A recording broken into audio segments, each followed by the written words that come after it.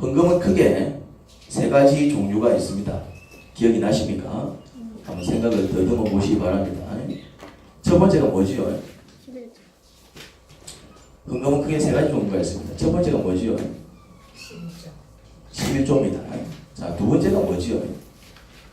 기억이 안 나니까 두 번째가 뭐지요? 지정금입니다. 세 번째가 뭐지요? 세금입니다. 성경에 나오는 헌금은 이 세 가지 형태가 답니다. 이 세 가지 형태가 답니다.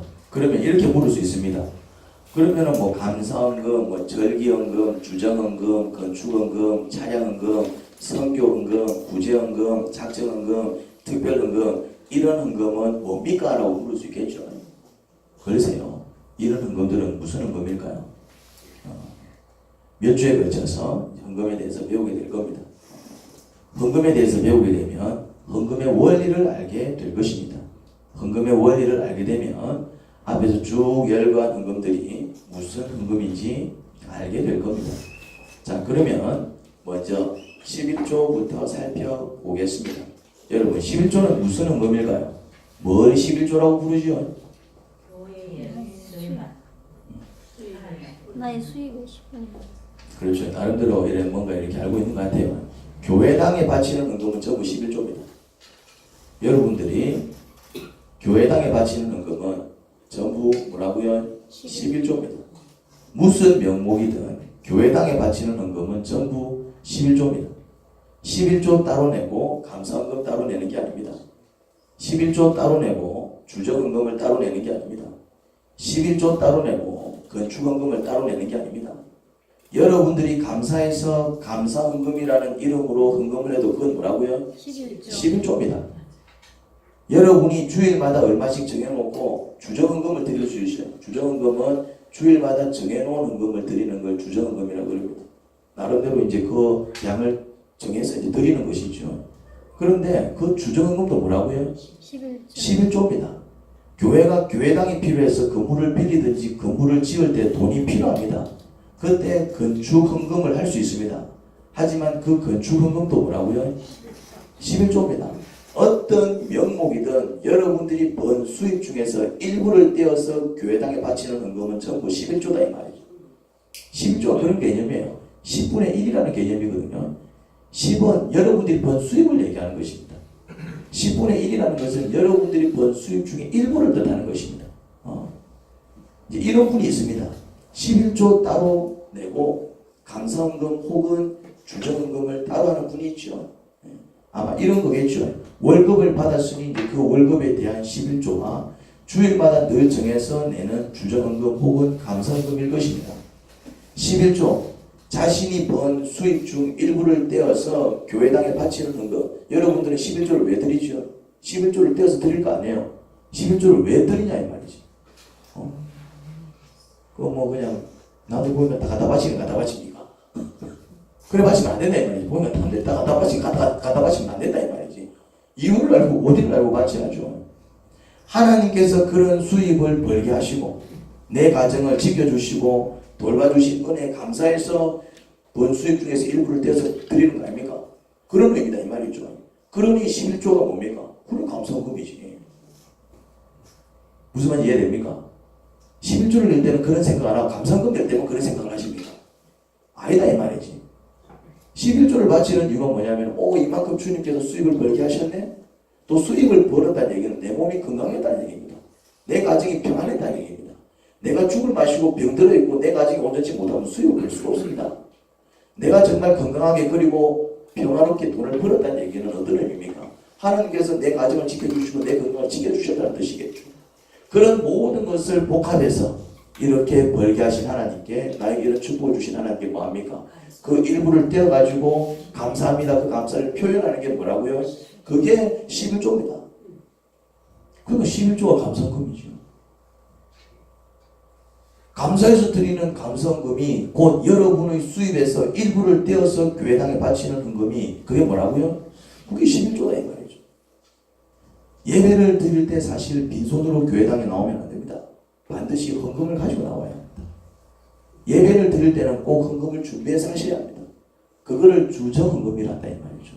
정해서 이제 이렇게 드리는 거예요. 하나님 빈손으로 나오지 않는 겁니다. 그런데 주정헌금도 뭐라고요? 11조입니다. 주정헌금 또한 여러분이 번 수입 중에서 일부를 떼어서 교회당에 바치는 거 아닙니까?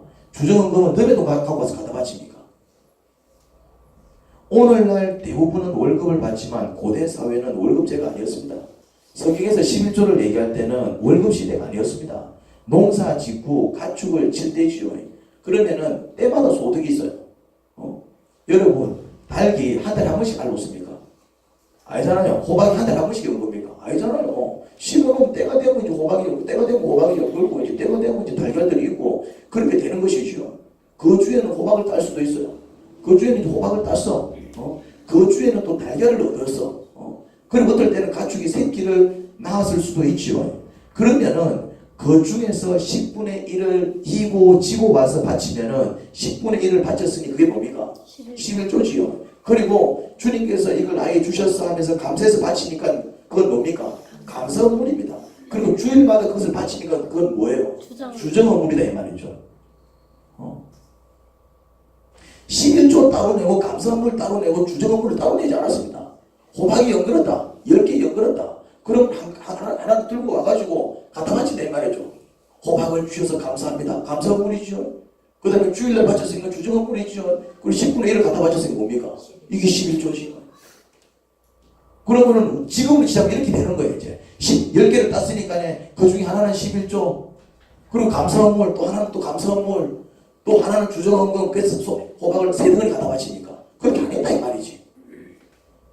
달걀을 10개 얻으면은 하나님께서 달걀을 10개 주셨네. 그럼 하나를 들고 와갖고 어떻게 합니까?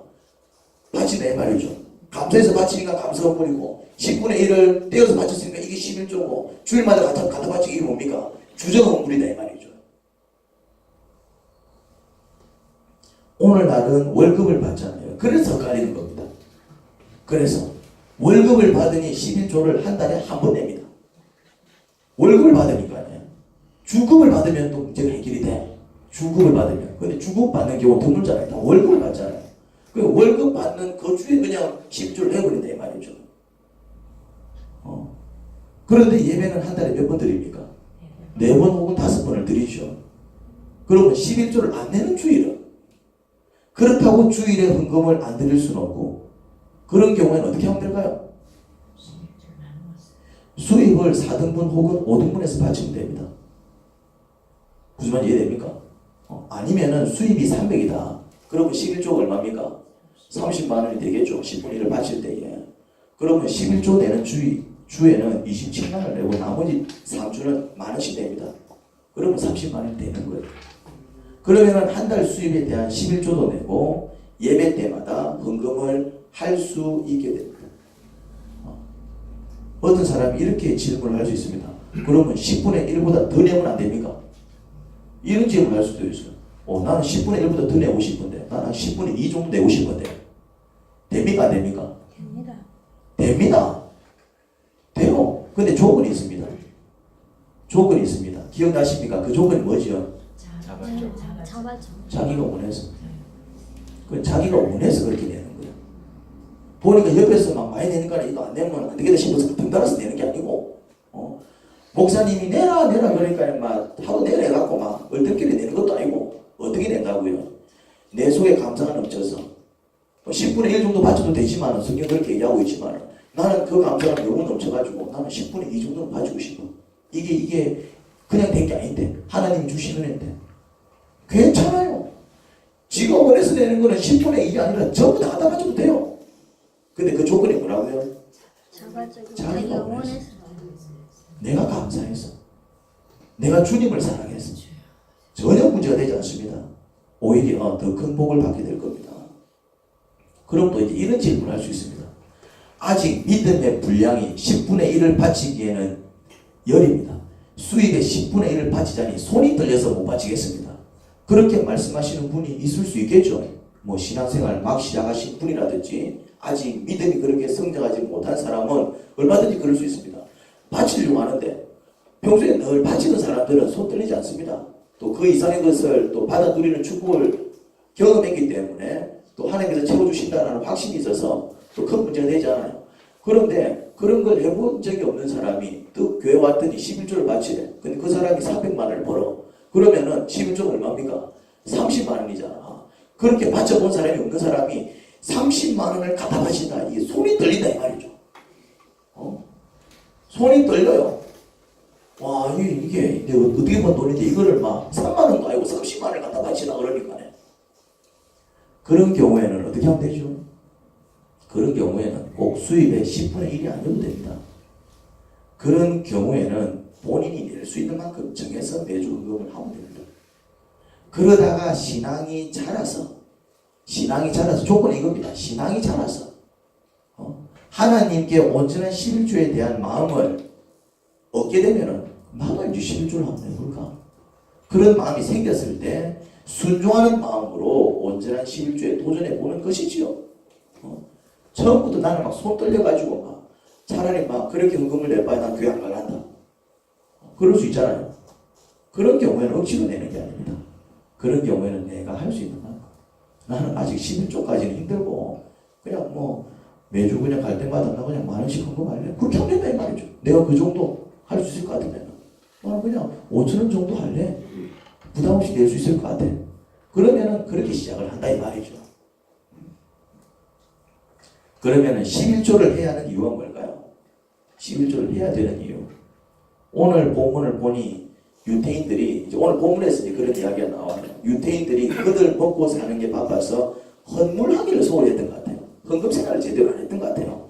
그래서 하나님께서 이렇게 말씀하셨습니다. 8절입니다. 하나님은 그들에게 이렇게 말해요. 8절에서 어찌하여 나의 것을 도둑질하였느냐 하며 그에 책망하셨습니다.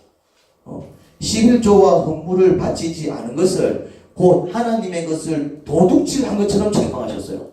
그러면은 마치 도둑질한 것처럼 책망하시면서 11조와 헌물을 바치라고 강하게 말씀하신 이유가 뭘까요? 지금 그렇게 말씀하고 있거든요. 오늘 보면은 11조와 헌물을 바치지 않으니 어떤 일이 벌어졌겠습니까? 성전에서 제사일을 담당하고 있던 제사장과 레위인들이 11조와 헌물이 들어오지 않으니 먹고 살 길이 막막했습니다. 성전에서 그 일하던 제사장과 레위인들은 이렇게 이제 헌물을 가지고 먹고 사는 거예요. 이제 그거 가지고 제사도 지내고 그도 그렇지만 그들이 먹을 것조차 없는데 또 무슨 제물로 제사를 지냅니까? 그렇게 이제 사람들이 이제 헌금을 내면은 그때는 헌물이죠. 양을 가지고 올 수도 있고 곡식을 가지고 올 수도 있어요. 그러면은 그거 가지고 뭐 합니까? 성전에서 제사를 지내요. 제사를 지내고 그걸 전부 다 제사를 지내는 게 아니라 또 그걸로 제사도 지내고 또 그 안에서 성전에서 일하던 사람들이 그 재물을 먹고 산다 이 말이지. 예? 그런데 이거 11조와 헌물이 들어오지 않으니까 여호와 하나님께 드려야 할 제사가 엉망이 된 것입니다. 그리고 먹고 살 길이 막막해지니 제사장과 레위인들이 성전에서 탈출하는 거예요. 밥 먹고 살 길이 없는 거죠. 이 헌물이 들어와야 그걸로 이제 밥도 먹고 그걸로 제사를 지낼 텐데 헌물이 안 들어오니까 먹고 살 길이 막막해지는 거예요. 그럼 어떤 일이 벌어집니까? 이 레위인들이 성전에서 성전 제사에 힘써야 되던 이 제사장들이 뭐합니까? 성전을 탈출하는 거예요. 여기다 우리 굶어 죽는다. 탈출하는 거예요 이제.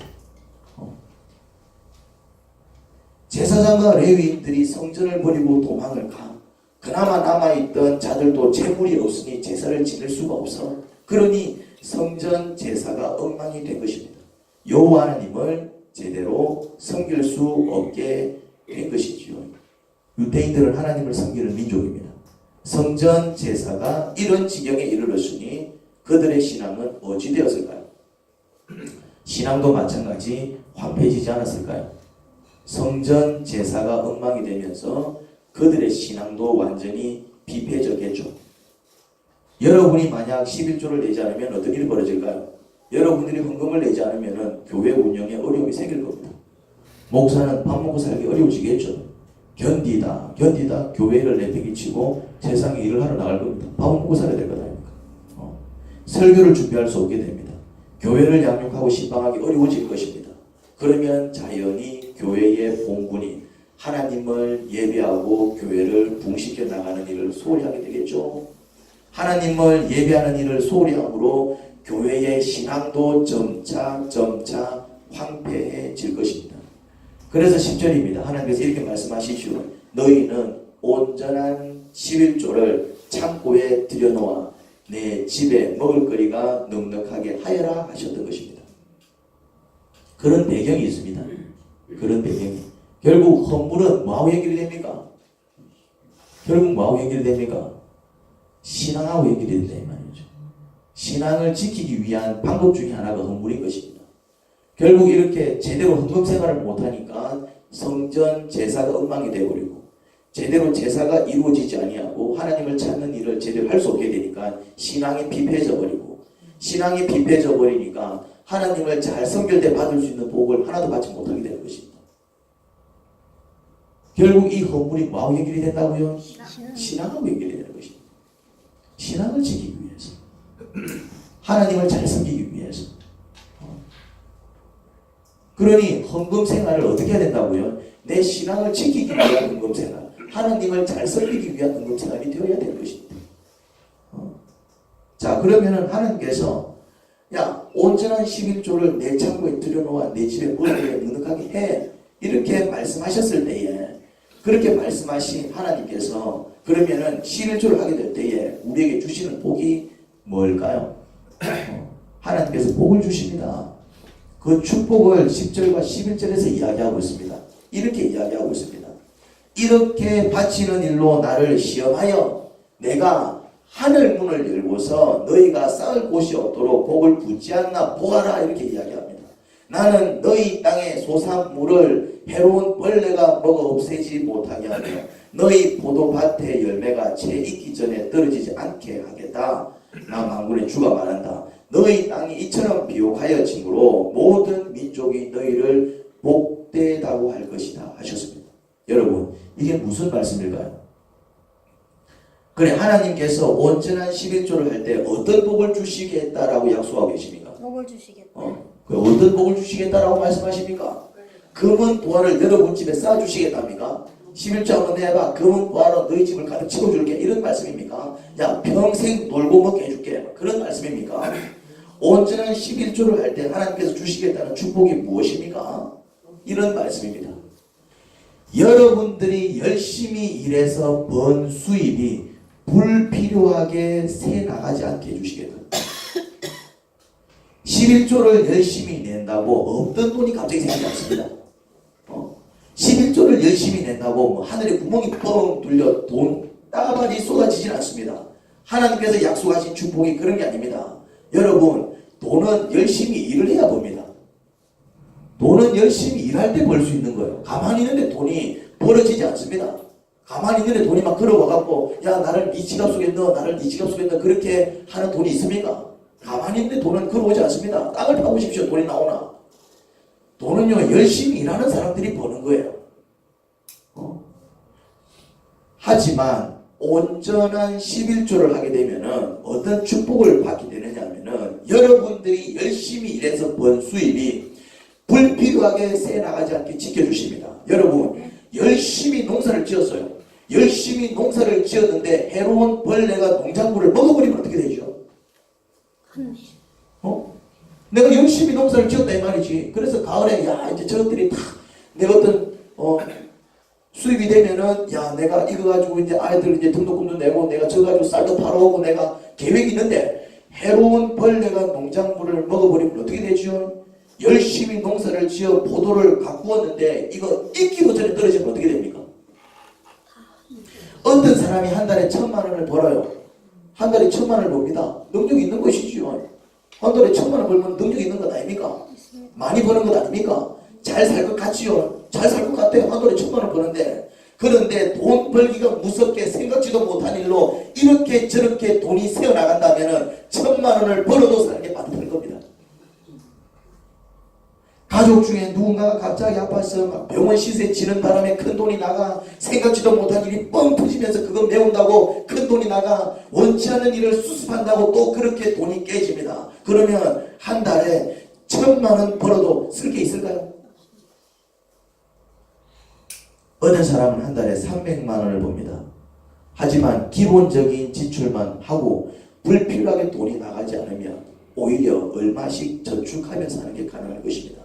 여러분 그래서 많이 버느냐 적게 버느냐가 중요하지 않습니다.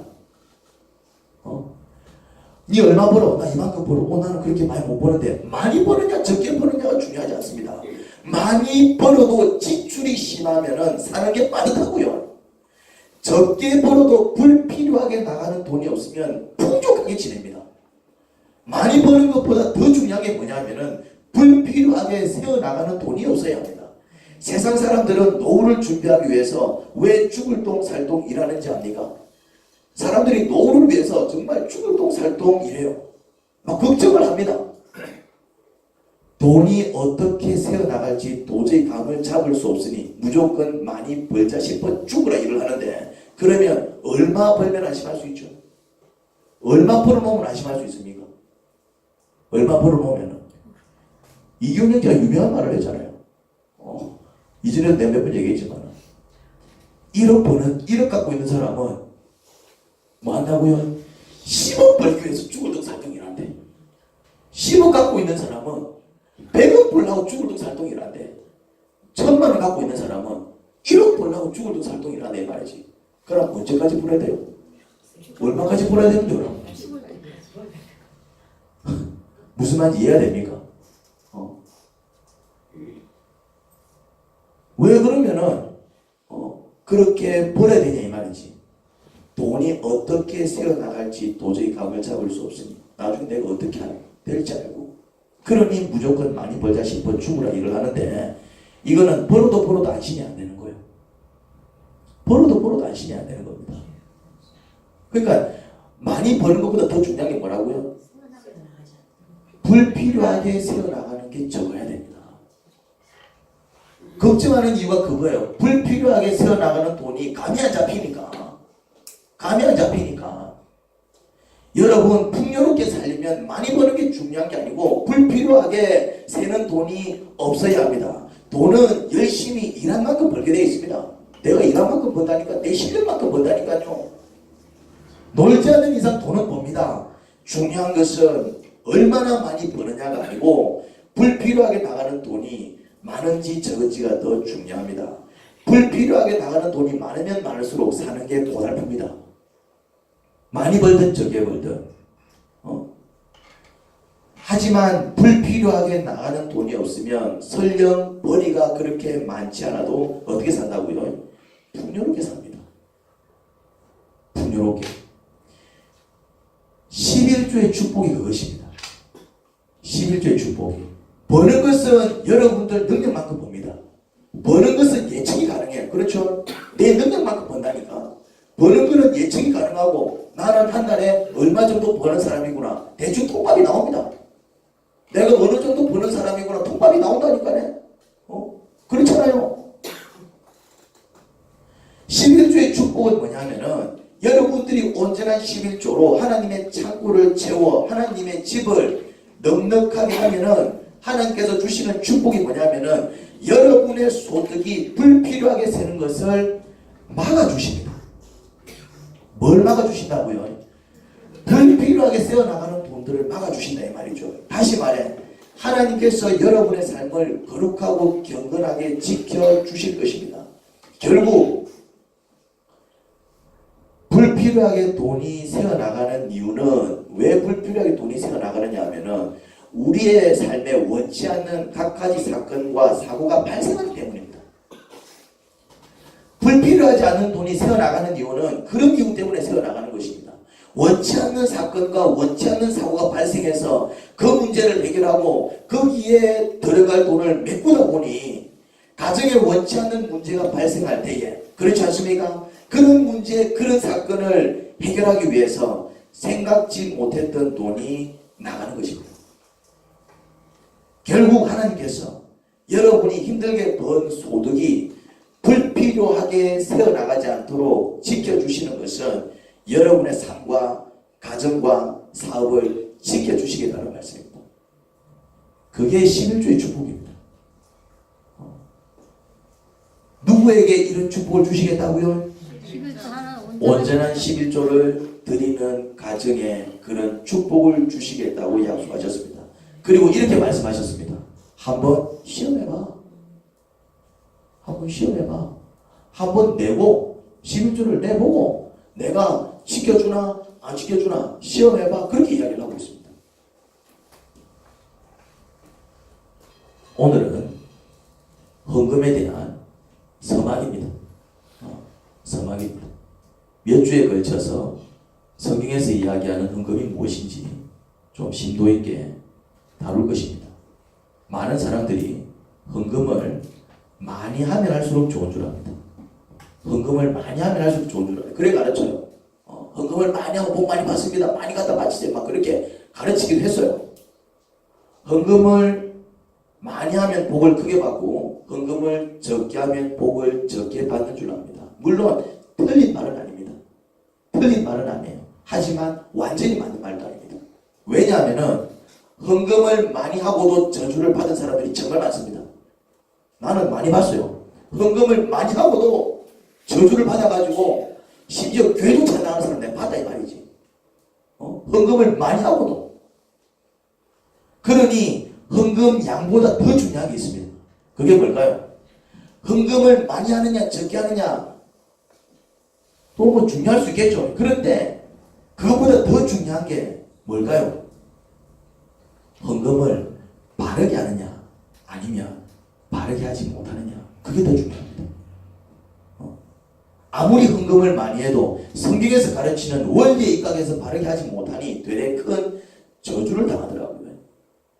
가진 게 그렇게 많지 않아서 많은 양의 헌금을 하지 못해도 헌금의 원리를 알아서 헌금 생활을 바르게 하니 큰 복을 받더라 이 말이죠. 그러니 헌금은 많이 하느냐 적게 하느냐가 중요한 게 아니라 성경적 원리에 입각해서 바르게 하느냐 그렇지 못하느냐가 더 중요합니다. 그리스도인들은 헌금 생활을 해야 합니다. 예배 때마다 하나님을 찾을 때마다 헌금을 드려야 합니다. 하지만 어떻게 드려야 될까요? 무조건 많이 드리면 됩니까? 어떻게 드리면 될까요? 바르게. 그 양은 많을 수도 있고 적을 수도 있어요. 그런데 하나님께서 기뻐하시는 헌금은 많은 양이 아니라 뭘 기뻐하신다고요? 바르게 드리는 헌금을 기뻐하십니다. 바르게 드리는 헌금. 헌금을 많이 하는 사람도 되지 마시기를 주님의 이름으로 축원합니다. 그렇다고 적게 하는 사람도 되지 마십시오. 성경에서 가르치는 원리를 바로 알아서 바르게 헌금 생활하는 여러분들이 되기를 주님의 이름으로 축원합니다. 하나님 아버지 은혜를 감사합니다. 아버지는 저희가 헌금하기를 원합니다. 헌금하는 이유는 교회의 필요를 채우기 위함도 아니고 목사의 필요를 채우기 위함도 아닙니다. 아버지를 사랑하기 때문에 아버지께서 베풀어 주신 은혜가 감사해서 그 감사를 표현하는 표현의 수단이요 예배의 수단이지 헌금이 교회의 필요를 채우고 목사의 필요를 채우는 수단이 되어서는 안 될 것입니다. 하나님 바른 헌금 생활을 통해서 각자의 신앙을 지키고 그리고 정말 하나님의 영광을 이 땅에 드러내는 종들이 되기를 소원합니다. 우리의 지갑의 철학을 바로잡아 주시옵소서.